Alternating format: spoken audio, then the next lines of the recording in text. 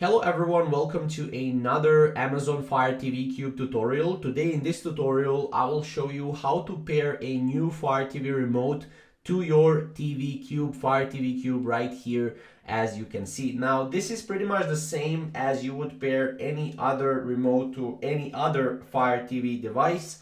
Now as you can see, what you want to do is first you want to go to your Fire TV settings, because there you can pair up to 7 Fire TV remotes.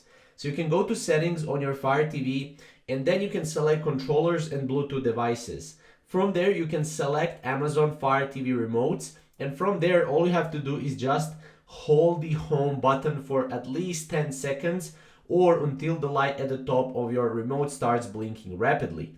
Now from there, obviously, you will need to be like less than 10 feet away from your Fire TV stick.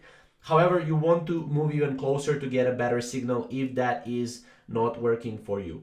Now that's pretty much how you can go and how you can pair a new Fire TV remote to TV Cube device. It's very simple. Obviously, you can reset it if it's not working for you. Unplug your Fire TV stick for 60 seconds, and then you can unplug it from the wall outlet as well, or unplug the power cord from the Fire TV stick itself, and then press and hold left menu and back buttons on your remote for 12 seconds.